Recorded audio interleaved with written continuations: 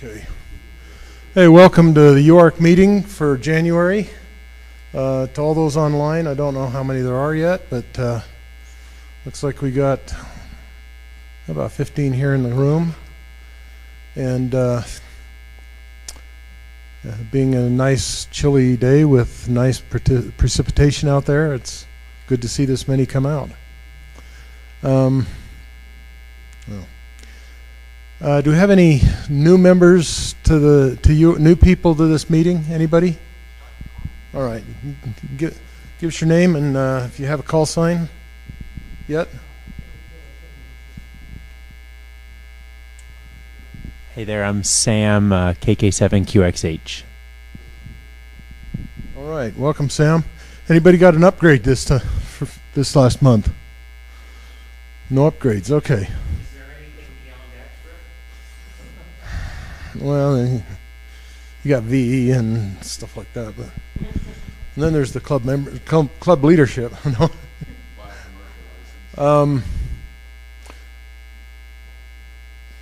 Two things I forgot to write up there. Next year is I believe is our 100th anniversary. We want to get as many people involved in the club as we can, and we're looking at some special activities around the club. All right, and okay, let's talk about classes. And James has got some classes. Yeah, for sure. I appreciate your time here, but yeah, this is KK7 AVS, and yeah, my name is James, and I'm the secretary for the Utah Amateur Radio Club, as well as the president of the Salt Lake Crossroads Amateur Radio Club. Yeah, as far as classes, I'm not currently doing extra yet, but I have had some excitement about that. But as far as what we're doing for right now, I am doing technician classes over Zoom. So if you have any interest, feel free to go ahead and shoot me an email at kk7avs@gmail.com.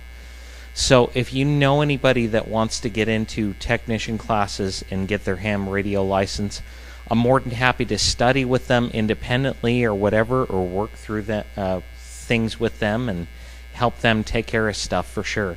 But yeah, shoot me an email at kk7avs@gmail.com if you want in on classes.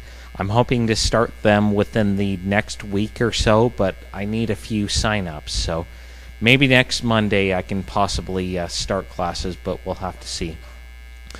Apart from that, I do offer general classes, but surprisingly enough, I do my general classes over ham radio. So I do a ham radio class over ham radio, surprisingly enough, go figure. But I definitely do want to start them on the same schedule that I do technician classes. So once we get those going, if you want to go ahead and tune in and join us every Tuesday night at 8 p.m., feel free to go ahead and join us. Every Tuesday night at 8 p.m. on the Crossroads repeater, 147.160 megahertz, positive 600 kilohertz offset, and a PL tone of 127.3 hertz. So feel free to go ahead and join us. The only requirement to participate in the general classes is just to have a radio and be able to listen and respond if you have any questions. Apart from that, do we have any other questions or anything else I need to answer this evening? I think that should be good. Thank you very much. All right. And I forgot to introduce myself. I'm Bruce Faraday, KF7OZK, and and Vice President of the club. And I'm going to pass it over to Adam, who is the President of the club for this year. Something like that. Thank you, Bruce. So we are doing Winterfield Day this year. Excuse me. It'll be at the Utah Cultural Celebration Center, and I had to double check the address. It is 1335 West, 3100 South in West Valley. Is that All the way out? Okay. Thank you all. We will only be running from noon to 8 p.m. We're not going to be running for the full 24 hours. We don't have overnight access at the site. And sorry to skip back just a sec. I'm Adam, KK7NJJ, and I guess I got voted president last month. Thank you all. So Noji's going to be setting up the event. We'll have 2 stations, and we will be operating from noon to 8. Hopefully we'll have some RVs. Hopefully we'll be in, or we might be in some tents, but we'll have a good time. As James mentioned, I believe, or maybe it was Bruce, this is our 99th year. We're looking to do more. If you want to be involved, we can use a lot of help with the board. We can use help for regular field day, winter field day moving forward. We'd like to do more events. If you're interested in helping with the website, nothing of the old website is going away. We just want to put a new face on everything. There's a lot of opportunities to help. If you want to get involved, please contact me, kk7njj@gmail.com, or through the website, and you can get any of us board members there. Thank you all. Last thing, the March meeting is going to be a potluck at the, thank you, at the Salt Lake County offices at 2100 South and State? 2001, okay. In the South building, as Linda says. We had a great potluck there back in September, thank you, and looking forward to doing that again. Our February meeting will be back here at the Warnock Engineering Building. Anybody have any questions, anything else? It'll be the 24th. I believe that's not this coming weekend, too past? It's not going to be the last Saturday. It's the last full weekend in January, if I remember, is the normal date. Yeah, so Winter Field Day, if you want to run it from home, will be the 24th and 25th. We will only be operating on the 24th, that Saturday, at the Utah Cultural Celebration Center. Bruce?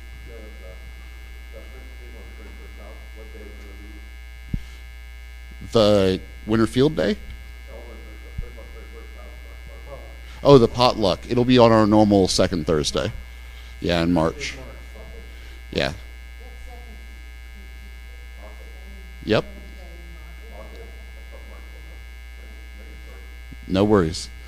Unless anybody has anything else. Sir.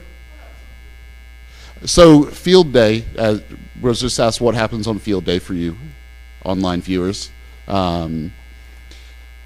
Field day, regular summer field day and winter field day are a little different. The joke is regular field day, summer field day is a competition that's not a competition, and winter field day is the opposite. It's not a competition, but it is a competition. So field day is an excuse for all of us to go out and set up like we're setting up for an emergency. You only have 24 hours ahead of time to set up all of your gear, and you contact as many stations as possible within a 24-hour operating period. Although I believe field day moved to 26 last year regardless. Weeds, we're getting in the weeds. It's a good opportunity to come out and learn from experienced operators and make mistakes, honestly. We're setting up multiple stations. There's always going to be interference between stations. You cannot avoid that. And it's learning how to operate in difficult conditions. Here in the valley, we all have a high noise floor. There's no avoiding that with population. You know, every little wall wart is creating RFI. It's a good opportunity to come out, learn and experience ham radio.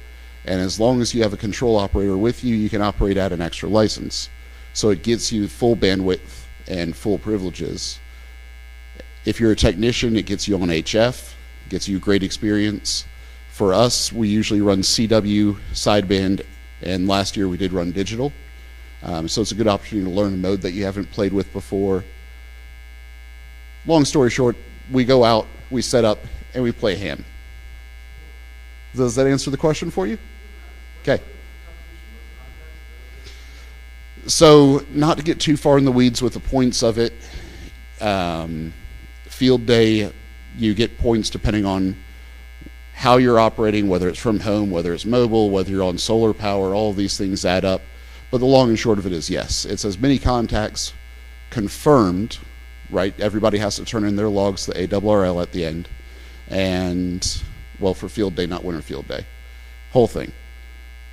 Confirmed contacts in that 24-hour operating period. And that's how most competitions in ham radio work, is through confirmed QSOs. Absolutely. Anybody else? Okay. At this time, I'm going to turn it over to Mike, KS7MTI, for our presentation tonight.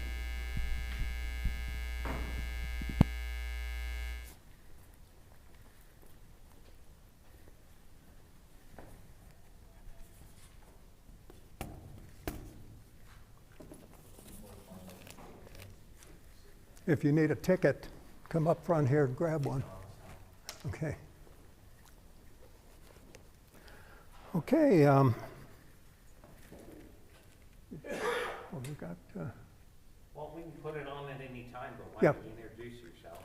Oh, yeah. My name is Mike, KI7MTI, and my presentation tonight is on pico ballooning, and we'll get into the details of pico ballooning here shortly.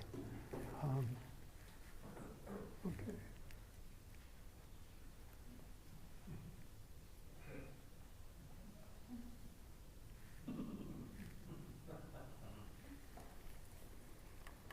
I'm not an expert on balloons. My experience with latex orbs came largely from encountering them at birthday parties when I was a kid. Of course, it was fun to throw those when they were filled with water at our friends in the summertime. I decided to educate myself on pico balloons after Salt Lake Crossroads Amateur Radio Club launched a couple of balloons recently that were less than stellar results. I subscribe to amateur radio pico ballooning. The trouble is there's a lot of noise within the community. I find that wading through all that noise is tiring. With that in mind,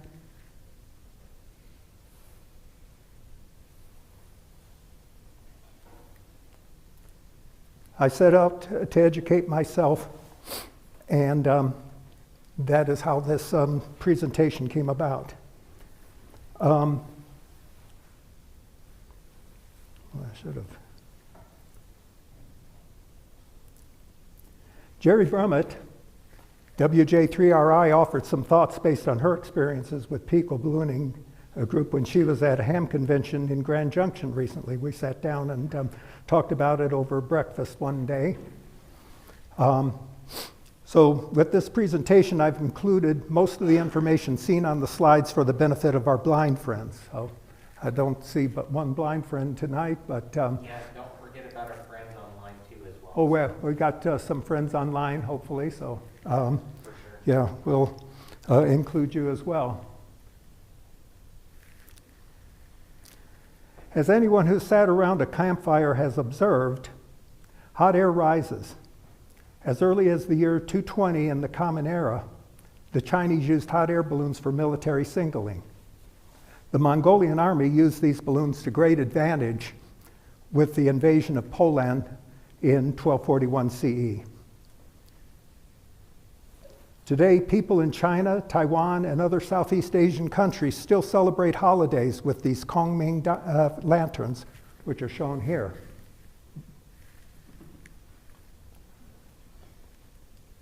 Although many countries have banned these balloons because, well, you guys probably can figure that out.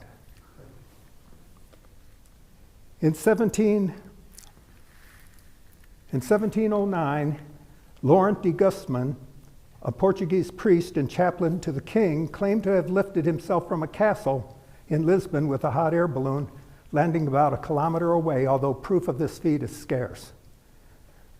And maybe the source of his hot air was Guzman himself.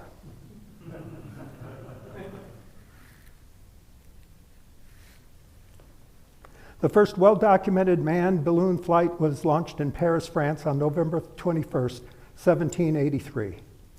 In a hot air balloon, 2 men flew about 5.5 miles, landing safely in a field outside of Paris.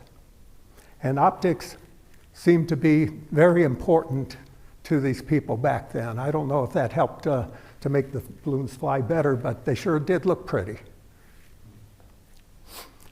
10 days later, the first manned gas-filled balloon was launched from Paris. Physicists Jacques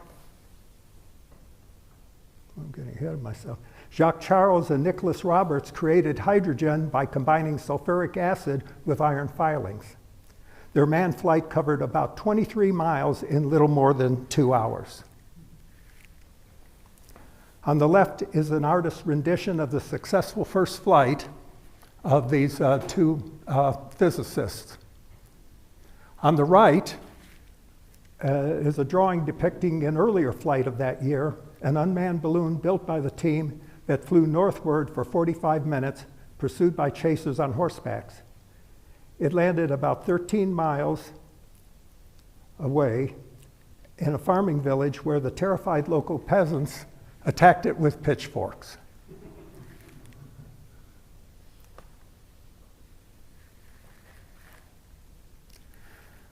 During the Civil War, the U.S. Army used hydrogen-filled balloons to observe conditions on the battlefield, leading to successful outcomes in important battles. The left photograph shows Union soldiers filling a hydrogen balloon with 2 large boxes containing sulfuric acid and metal shavings. A photograph on the right shows Union soldier Thaddeus Lowe suspended from a balloon named Intrepid to observe the Battle of Fair Oaks.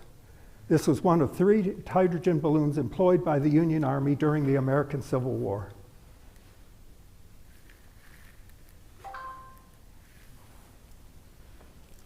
In 2002, American adventurer Stephen Fawcett flew the first, made the first around-the-world nonstop solo flight in a Roussier balloon. Starting and ending in Australia, the trip covered over 20,000 miles and was accomplished in 13 days, 12 hours and 33 minutes. This was his 6th attempt at this feat, so those of you that are trying to do pico ballooning and you don't get off the ground after the first or second try, well, you can take a look at the kind of balloon that this man used, and it took 6 tries before he was able to get around the world with it. So, quite the balloon. The first Roussier was created by Jean-François Pilatre de Roussier and was built for an attempt at crossing the English Channel in 1785. Contemporary accounts state that the balloon caught fire and Roussier died in that fire. Today, Roussier designs use non-flammable helium rather than hydrogen. And so in the cutaway drawing, we can see that there's 2 hydrogen areas, 2 hydrogen envelopes that are in this balloon, one at the top and one in the middle. And then the hot air comes in and helps lift the balloon as well.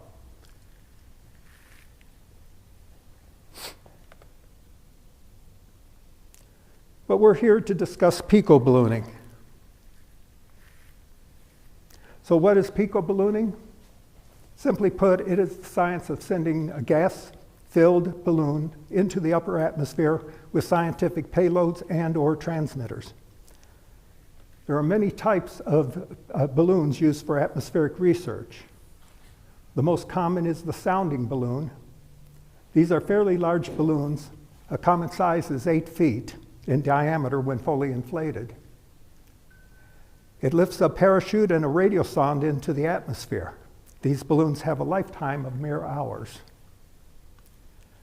A radiosonde samples pressure, temperature, moisture content, and a number of other things in the atmosphere. If it goes high enough, it'll also measure radiation coming in. During the flight, it radios back the information to a receiving station. Radiosondes usually operate around 403 megahertz or 1680 megahertz. So that's in the UHF and the gigahertz range. Pico balloons used in amateur radio generally much smaller than sounding balloons. You can see our good friend James here launching our first Pico balloon experiment. They're made of a more durable material so that they will not burst, but find a pressure altitude where they will stop rising and float along with the wind. After reaching an altitude of around 45,000 feet, they are, after their initial climb, horizontally sounding the atmosphere. And the National Weather Service and some other government agencies actually do track our balloons as well, just to get the data that are provided when these balloons are aloft. Pico balloons can stay in the air many months or even years and may circle the globe many times. In many countries, the bureaucratic red tape required for high altitude balloon launches is minimal when the payload is below a certain weight or threshold.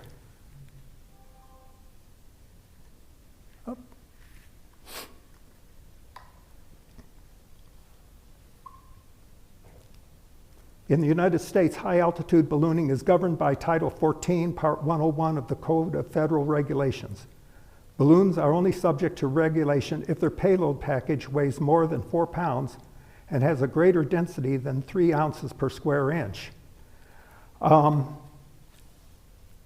also, if the balloon has a rope that requires more than 50 pounds of force to break it. Our balloons don't meet any of those circumstances.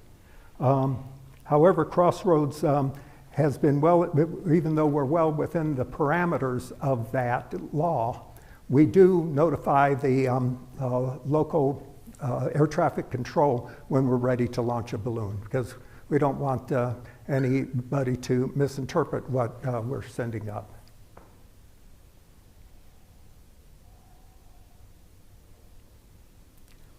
So what's needed for a successful balloon launch?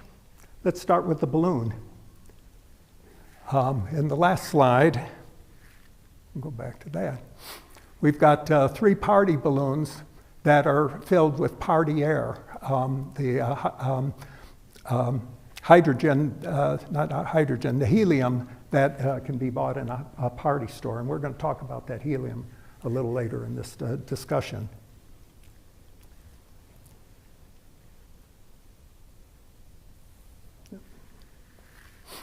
So this balloon here is a party woo balloon similar to the ones that Linda Reeder over here in 7HVF bought for our last balloon launch.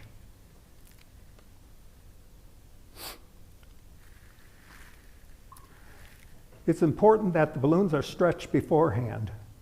Once in the air, the balloon will expand and contract frequently, depending on the time of day or weather conditions.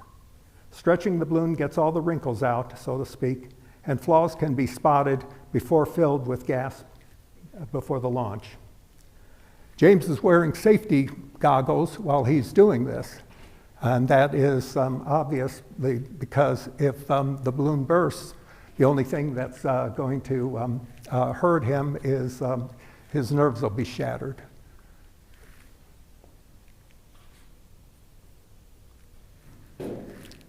Next, we need a transmitter that's small enough to be sent aloft without adding a lot of weight to the package. Pictured here is the U4B transmitter that was used on our last balloon attempt. The transmitter is designed to transmit signals on 20 meters, but other frequencies can be programmed into it. The signals are picked up by stations around the world and reported to a central location so we can track our balloon's progress.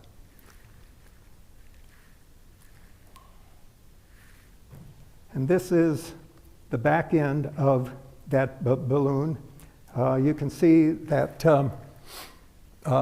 in this thing, you can see the fact that we've got a place for the GPS antenna because we need to have GPS in order to know where we are in the world.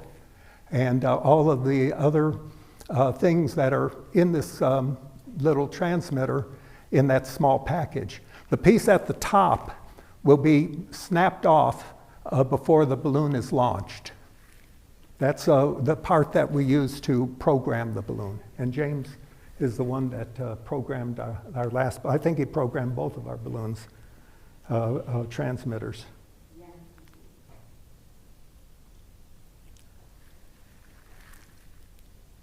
Solar panels must be lightweight but large enough to power everything in flight.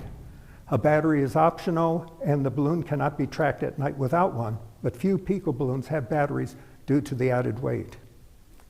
In this photo you can see the solar panels, and you can also see this blue thing here, which is a capacitor.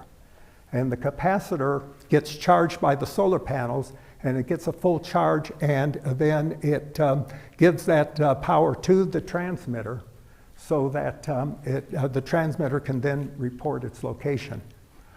This thing in the back here that's hooked to the transmitter, that's the part that is used for programming the solar panel, the transmitter, and it's broken off before we send that up into the atmosphere.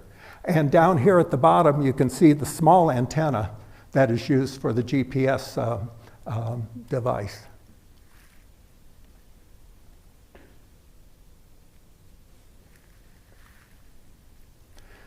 The antenna is a significant part of the package. Since a half-wave dipole antenna for 20 meters is around 32 feet and copper is heavy, you'll want to use the smallest diameter of wire possible. Something in the neighborhood of 22 to 26 AWG should do the trick. The traditional formula for the length of a half-wave dipole measured in metric units is length equals 143 divided by f, where f is the frequency in megahertz. We need to construct a harness for the package. Nylon fishing line works well for the lines. The line from the transmitter package to the balloon will support the upper half of the dipole antenna. Swivels add some weight to the total setup, but they're indispensable for keeping the lines from tangling, especially if you plan to use more than one balloon for the lift. We need to find a way to track our balloon's progress. One way is through the automatic packet reporting system, better known as APRS. This is a radio-based system for real-time digital communications of information. For our purposes, the data we want are the coordinates provided through the global positioning system, better known as GPS. APRS data can be displayed on a map which can show us the progress of our balloon. In this slide, you can see in the top picture, when we were testing this particular transmitter, which you see over here on the left, I had this transmitter in my truck, and you can see that it tracked where I was going. Now, you notice that there's a path going to and from about where I was living, and it's crossing all these neighborhoods. And boy, I'll tell you what, when I drove through people's backyards, boy, were they mad. No, actually, you know, it's not a perfect tracking system, but it actually did tell the points where I had been. So, and down here at the bottom is when I was on foot. And so, again, it did a good job of tracking. So, in this little tracker here, this little Pico APRS transmitter transmitted on 2 meters.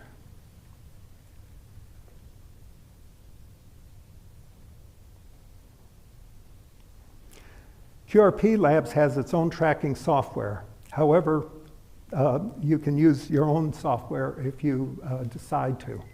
On the U4B transmitter made by QRP Labs, you don't have to transmit on 20 meters. You can pick some other parameters for that transmitter as well. That's 20 meters whisper And WSPR stands for Weak Signal Propagation Reporter, a protocol used in amateur radio for weak signal communication to test radio signals, how far you're being able to get out sometimes. Oh, is that a better shot?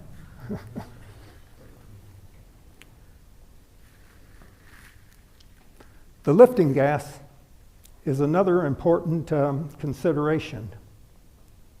There are two gases readily available for use in balloons. These are hydrogen and helium. Here are some important considerations. Hydrogen provides better lift than helium. Helium leaks out of a balloon quicker than hydrogen because helium atoms are smaller and can escape through tiny pores in the balloon material more easily. And that is because hydrogen forms a diatomic connection. Two hydrogen atoms lock in together. So, whereas a helium atom does not lock in, it's a monatomic structure.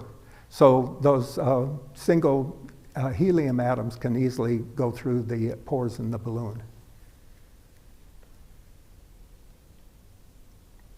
Also, pure helium is getting harder to purchase. Welding supply stores are conserving their helium for some of their better customers. The helium that can be purchased in party stores is 70% helium and 30% oxygen. And one last thought on helium. It is explosive. Hydrogen, thank you. Yeah, I stand corrected. Recall the Hindenburg disaster that occurred on May 6, 1937. This hydrogen-filled airship blew up when it was docking, causing 36 fatalities. Long story short, hydrogen is highly explosive. Well, I think I've covered all the basics of the package that we want to send aloft. Oh, there's one other thing that we have to discuss. Team. Under the direction of a club member selected by the team members can procure and produce the needed elements of the package. Costs for the items can be absorbed as a donation by members or purchased by the club.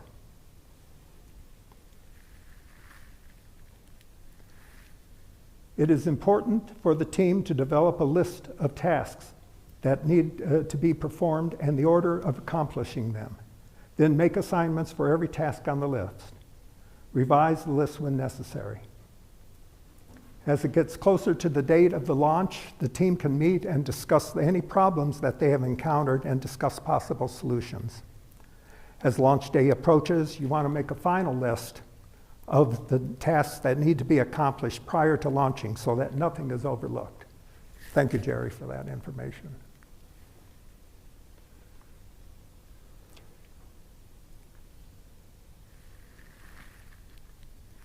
Oh. There we go. Don't settle for good enough. Don't be afraid to call off the launch if conditions aren't right. As disappointing as that might be, it would be better to wait until conditions are right than to lose the investments in time and materials for a launch under poor conditions.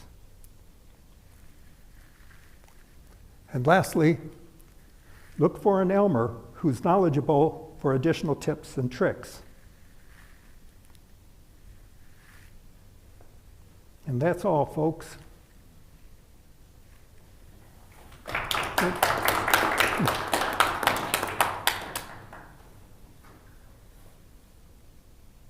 Hurry up, come on.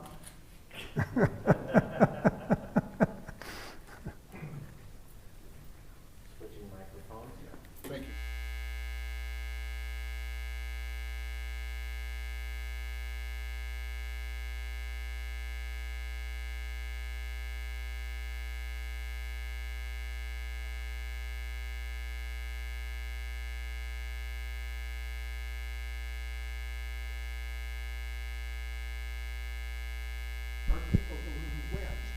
Our first people balloon actually made it to the Canadian border.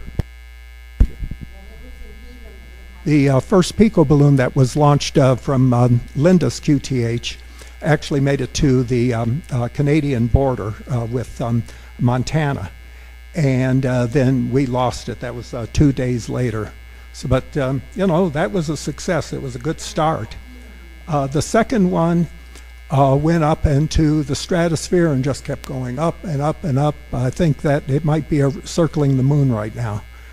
But we never did get any data back from that. So there was some flaw that we had overlooked, and we'll just have to do better next time. Yes? Mm-hmm.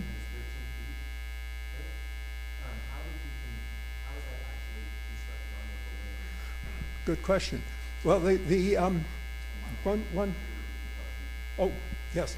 This gentleman back here asked about how the dipole is put onto the balloon, since it's a very long wire. And the top part runs along the line that connects the balloon to the transmitter. The bottom part dangles below.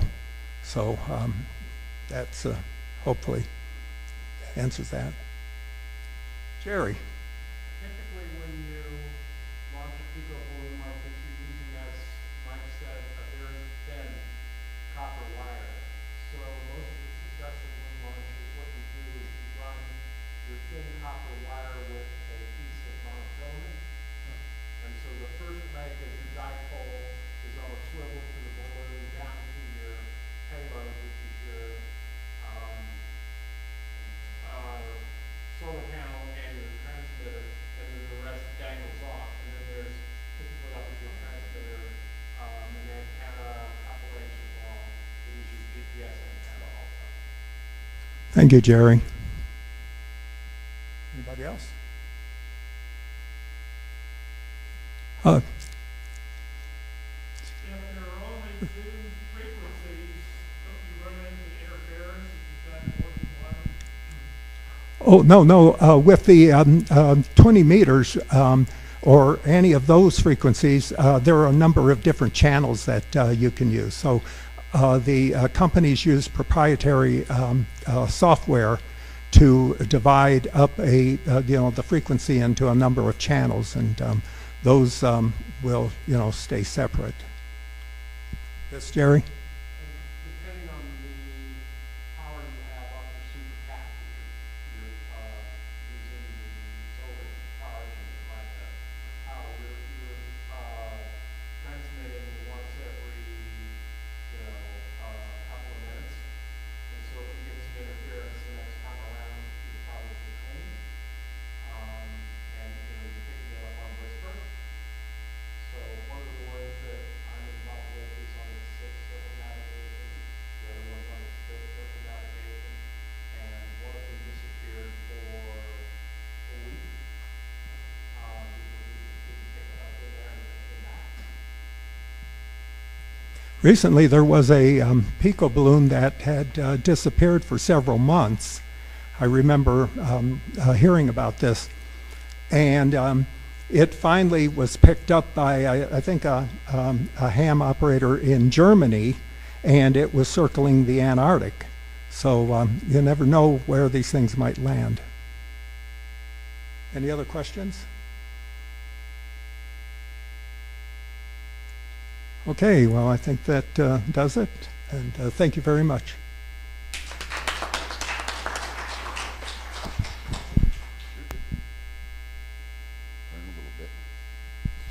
All right, thank you, Mike, for that wonderful presentation. If you guys want to get involved with more pico balloons, or if we want to do group soda event, or not soda, POTA events, if we want to do, I'd love to do a monthly, let's just get on the air at a park something.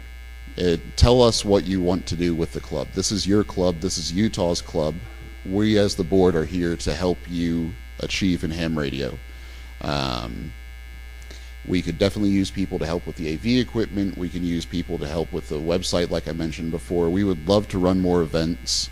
There's wonderful organizations in the community, like SAG, that created amazing volunteer opportunities that just aren't available anymore. Tell us what you want to achieve, and we're happy to help you do that.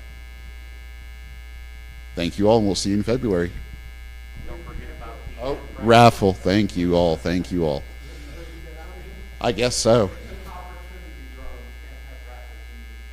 There you go. Opportunity drawing, to be very, very clear. I would love to go over some of the fun prizes we have. Okay, come on, James. All right, so let me go ahead and get things straightened out here and show you some of the fun stuff that we have here this evening. If you're not here at the meeting this evening, then too bad for you, but we definitely have a few fun things here.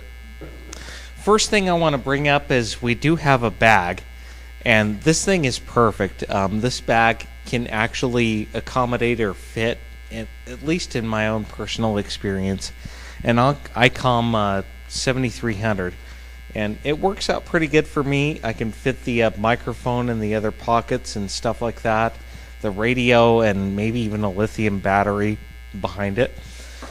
What we have here, this is a genuine Motorola radio calibration tool. If you're not too terribly familiar with this thing, so give the radio a few whacks and it's good to go. We've got some good rope here for sure. We have another piece of rope here. This is glow-in-the-dark poly rope for sure. So glow-in-the-dark stuff for when you're doing your experiments or trying to set up your antennas as well. A pair of gloves, a digital multimeter. Thank you, Mike, for the proper pronunciation. It's a multimeter. Don't forget that. It's called a multimeter. It's not a multimeter. It's a multimeter. We've got some wire cutters here, and as well a set of pliers here for sure. So we'll go ahead and set Linda up for the draw, and we'll go ahead and get started with it. Okay, how many things was that now? 8. Okay, Linda, we need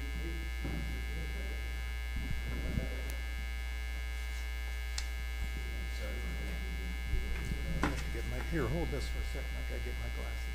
Oh yeah, for sure.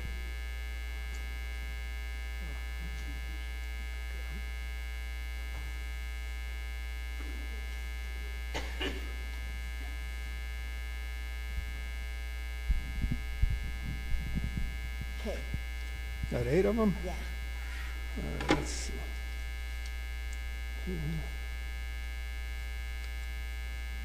Okay, let's, okay, it's first come, first served. Okay, starting off N7MFQ, N7MFQ. N7HVF, Linda. Which one do you want, Linda? The bag. She wants the bag. Have Linda the bag. She's a bag lady. For the mafia, don't forget that. Yeah, but okay, yeah, we'll give her the bag. All right, thank you. Okay, next up is KC7LNR. KC7DGN, that's you, Bruce. KG7GOW, Rick. AC7DO. KK7QWD or QWO. That one of you guys? And then last but not least, KK7OXD. All right, that's just a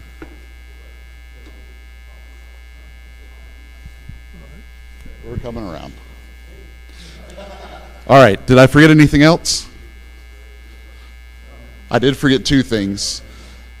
Everybody, just a reminder about the meeting before the meeting at the Other Place restaurant at 17:30 or 5:30 before the meetings. We'll have that next month. We won't in March because of the potluck. And the other thing is, please come join us for our normal Sunday night net on, is it 70? It's not the 76. It's at 8:30. Which on the 6-2. Thank you very much on our 6-2 repeater. Y'all have a great night and thank you for coming.